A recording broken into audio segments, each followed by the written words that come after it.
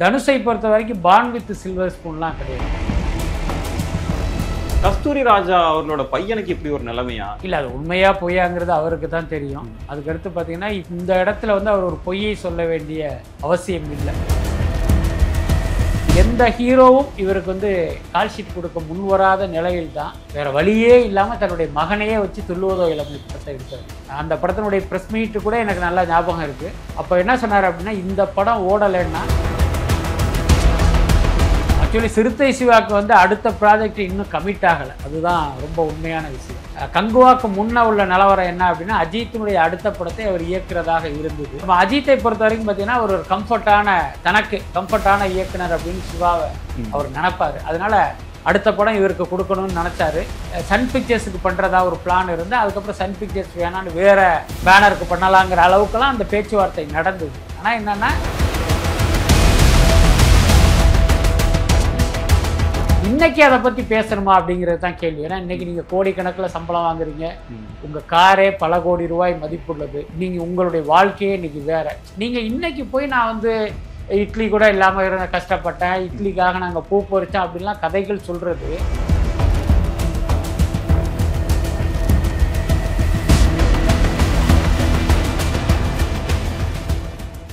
இந்த final cut நேயர்களுக்கு வணக்கம்.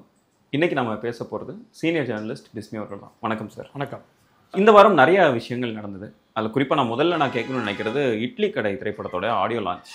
தனுஷ் அவர்களுடைய ஸ்டேஜ் ஸ்பீச் வந்து தொடர்ந்து ஒரு விதமான ஒரு சர்ச்சையை ஏற்படுத்திக்கிட்டு இருக்கு. அந்த போயஸ் கார்டன் வீடு ஸ்பீச்சில் வந்து அவர் ரொம்ப ஃபேக்காக இருக்கிறாரோ அப்படின்ற மாதிரியான ஒரு இது போயிட்டு இருக்கு. அதே மாதிரி நேற்று ஒரு கதை சொல்கிறாரு, இட்லி கடை அப்படின்றதுக்கு இன்ஸ்பிரேஷனே என்னுடைய சைல்டுஹுட் தான் அப்படின்னு சொல்லிட்டு, சின்ன வயசுல நாங்கள் ரொம்ப கஷ்டப்பட்டோம், ஒரு இட்லிக்கு வாங்குறதுக்காக நாங்கள் பூ பறிக்க போவோம் அப்படின்னு சொல்லிட்டு இருக்கும்போது, கஸ்தூரி ராஜா அவர்களோட பையனுக்கு இப்படி ஒரு நிலைமையா, இல்லை அவர் வந்து இதை பொய்க்கதை எதுவும் பேசுறாரு அப்படின்ற மாதிரியான ஒரு விமர்சனம் வருது. எப்படி பாக்குறீங்க? அண்ட் இதுல அவர் சொன்ன அந்த கதையில எந்த அளவுக்கு உண்மை இருக்குன்னு நினைக்கிறீங்க சார்? இல்லை, அது உண்மையா பொய்யாங்கிறது அவருக்கு தான் தெரியும். அதுக்கடுத்து பார்த்தீங்கன்னா இந்த இடத்துல வந்து அவர் ஒரு பொய்யை சொல்ல வேண்டிய அவசியம் இல்லை. வேணா ஒரு மிகைப்படுத்தல் வேணா இருந்திருப்பதற்கு வாய்ப்பு இருக்கு. அதுக்கப்புறம் தனுஷை பொறுத்த வரைக்கும் பான் வித் சில்வர் ஸ்பூன்லாம் கிடையாது. அவங்க அப்பா கஸ்தூரி ராஜா ஒரு இயக்குனர் தான். அதே நேரம் அவர் வந்து ஒரு நம்பர் 1 இயக்குனர். அவர் ஒவ்வொரு படத்துக்கும் கோடிக்கணக்கில் சம்பளம் வாங்கிய ஒரு முன்னணி இயக்குனர்லாம் கிடையாது. ஒரு டைரக்டரா ஒரு படம் எடுப்பார், அந்த படம் சுமாராக ஓடும், இன்னொரு படம் எடுப்பார், ஃப்ளாப் ஆகும், இன்னொரு படம் ஒரு வெற்றி அடையும். ஸோ இந்த மாதிரி தான் அவருடைய கரியர் கிராஃப்ங்கிறது மேலும் கீழுமாக இருந்தது தான். இன்னும் சொல்லப்போனால் வெகு சில படங்கள் தான் அவருக்கு ஒரு பெருவெற்றியை கொடுத்தது. பல படங்கள் வந்து ஒரு ரொம்ப ஆவரேஜான படம் தான். சினிமாவில் பார்த்தீங்கன்னா ஒரு பெரிய வெற்றி கிடைக்காத ஒரு இயக்குனர் வந்து சர்வைவல் பண்ணுறதுங்கிறது ரொம்ப ரொம்ப கஷ்டம்.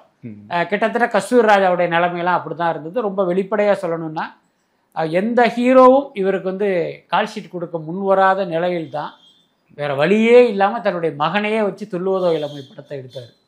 அந்த படத்தினுடைய ப்ரெஸ் மீட்டு கூட எனக்கு நல்லா ஞாபகம் இருக்குது.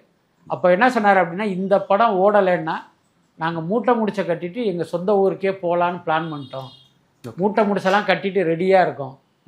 வீட்டுக்கு கூட ஒரு 2-3 மாதம் வாடகை கொடுக்கல, அட்வான்ஸில் கழிச்சிட்டு இருக்கோம். இந்த படம் ஓடலை அப்படின்னா அப்படியே லாரியில் எடுத்து வச்சுட்டு ஊரை பார்க்க கிளம்பிடுவோங்கிற அந்த ஸ்டேஜில் தான் கஸ்தூரி ராஜாவே இருந்தார். அதுதான் உண்மையும் கூட. அதுக்கு அடுத்த விஷயம் என்ன அப்படின்னா, கஸ்தூரி ராஜா டைரக்டர் ஆவதற்கு முன்பு அவர் வந்து விசு கிட்ட வந்து அசிஸ்டண்டாக இருந்தார். அவர் பேர் கிருஷ்ணமூர்த்தி. எனக்கெல்லாம் நல்லா ஞாபகம் இருக்குது. அப்போ பார்த்தீங்கன்னா இப்போ விசுக்கிட்ட வந்து ஒருத்தர் உதவியாளராக இருக்கார் அப்படின்னா அவருக்கெல்லாம் என்ன சம்பளம் இருந்திருக்கும்? ரொம்ப பார்த்தீங்கன்னா குறைவான சம்பளம் தான். இன்னும் சொல்லப்போனால் ரொம்ப ஒரு கஷ்ட ஜீவனம் தான் அவங்களுடைய வாழ்க்கை.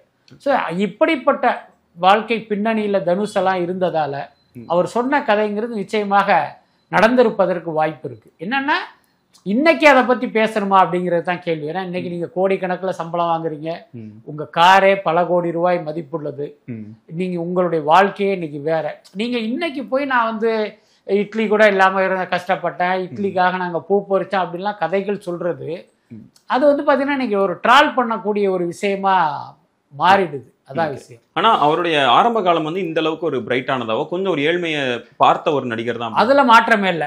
ஏழ்மையான குடும்பத்திலிருந்து வந்தவர் தான் அவர். அதுல மாற்றம். இன்னொன்று பார்த்தீங்கன்னா, தனுஷ் படித்ததே பார்த்தீங்கன்னா இங்கே இருக்கிற இந்த தாய் சத்யா ஸ்கூலில் தான். நீங்கள் தாய் சத்யா ஸ்கூலுங்கிறது KK நகரில் இருக்குது. அதே KK நகரில் தான் பத்மசாஸ்திரின்னு ஒரு பள்ளியும் இருக்குது. நீங்கள் கேள்விப்பட்டிருப்பீங்க.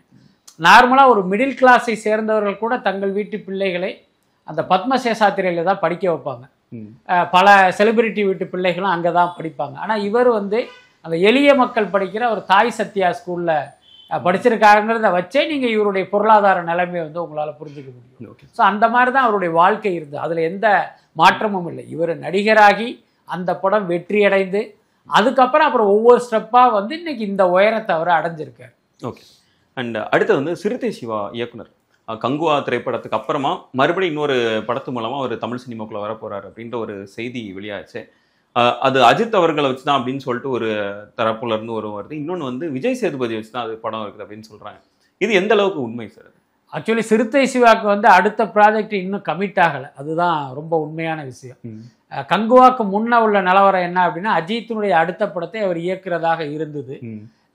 அஜித்தை பொறுத்த வரைக்கும் பார்த்தீங்கன்னா ஒரு தனக்கு கம்ஃபர்டான இயக்குனர் அப்படின்னு சிவாவை அவர் நினைப்பாரு. அதனால அடுத்த படம் இவருக்கு கொடுக்கணும்னு நினச்சாரு. சன் பிக்சர்ஸுக்கு பண்ணுறதா ஒரு பிளான் இருந்து அதுக்கப்புறம் சன் பிக்சர்ஸ் வேணான்னு வேற பேனருக்கு பண்ணலாங்கிற அளவுக்குலாம் அந்த பேச்சுவார்த்தை நடந்தது. ஆனால் என்னென்னா கங்குவா படத்தினுடைய தோல்வி வந்து அந்த சூழலை வந்து மொத்தமாகவே மாற்றிடுச்சு.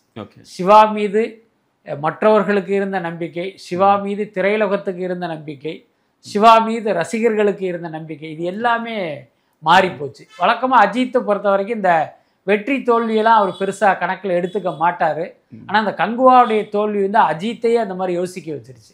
அதனால இப்போ சிவாவுடைய அடுத்த படம் அஜித் படம் அப்படிங்கிற நிலைமை மாதிரி இப்போ வேற ஹீரோக்களை வந்து இவர் தேட ஆரம்பிச்சாரு. அப்படி வந்து அவர் மீட் பண்ணது விஜய் சேதுபதியை ஒரு கோயிலுக்குள்ள வந்து 2 பேரும் மீட் பண்ணி அப்போ வந்து அவருக்கு ஒரு அவுட்லைன் சொல்லி இப்போ லேட்டஸ்ட் தகவல் என்னன்னா ஓகே ஆனால் நீங்கள் பவுண்ட் ஸ்கிரிப்ட் கொடுங்கிற மாதிரி விஜய் சேதுபதி அவர்கிட்ட கேட்டிருக்காரு. அப்படி கேட்டது வந்து சிவாவுக்கு ஏதோ ஒரு மன வருத்தத்தை கொடுத்ததா நான் கேள்விப்பட்டேன். நம்ம வந்து இவ்வளோ பெரிய ஆர்டிஸ்ட்களை வச்சு படம் பண்ணியிருக்கோம், நம்ம கிட்ட வந்து நேற்று வந்து விஜய் சேதுபதி வந்து பவுண்டு ஸ்கிரிப்ட் கேட்குறாருங்கிற மாதிரி அவர் ஃபீல் பண்ணதா ஒரு தகவல் இருக்குது. ஸோ அது உண்மையாக இருக்கும் பட்சம் அந்த ப்ராஜெக்ட்டுங்கிறது நடப்பதற்கு வாய்ப்பு இல்லை. ஏன்னா நீங்கள் ஹீரோக்கள் என்ன சொல்கிறாங்களோ அதை நீங்கள் ஃபாலோ பண்ணால் தான் உங்களுக்கு பட வாய்ப்பே கிடைக்கும். ஐ மீன் அந்த ஹீரோவுடைய டேட்டே கிடைக்கும். இப்போ ஒருவேளை விஜய் சேதுபதி சொன்ன மாதிரி ஒரு பவுண்டு ஸ்கிரிப்ட் கொடுக்க தயாரானால் ஒருவேளை அவருடைய இயக்கத்தில் நடிப்பதற்கு வாய்ப்பு இருக்குது. அதே நேரம் அந்த கங்குவா தோல்வி அப்படிங்கிறத விஜய் சேதுபதி மறந்து அவருக்கு டேட்டு கொடுத்தாலும் ஐ மீன் நடிக்க ஒத்துக்கொண்டாலும் ஒரு தயாரிப்பாளர் முன் வரணும். அது வந்து கொஞ்சம் சிக்கலான விஷயம்தான். 2026 பொங்கல் அதை ஒட்டி 2 படங்கள் ரிலீஸ் ஆகுது. ஒன்று ஜனநாயகன், இன்னொன்று பராசக்தி. ஜனநாயகன் வந்து விஜய் அவர்களுடைய அரசியல் திரைப்படமாக இருக்கும் அப்படின்றது வந்து ஓரளவு உலகறிந்த உண்மை அப்படின்ற மாதிரி கூட வச்சு. பராசக்தி அந்த அதர் ஹேண்ட் வந்து திமுகவுடைய அந்த பழைய போராட்டங்களை வச்சு வைக்கிறது அப்படின்றதுனால இது திட்டமிட்டே 2 பேரும் மீட் பண்ணுறாங்களா சார் அந்த ஒரு நாளில்? ஆக்சுவலி பார்த்தீங்கன்னா இந்த படம்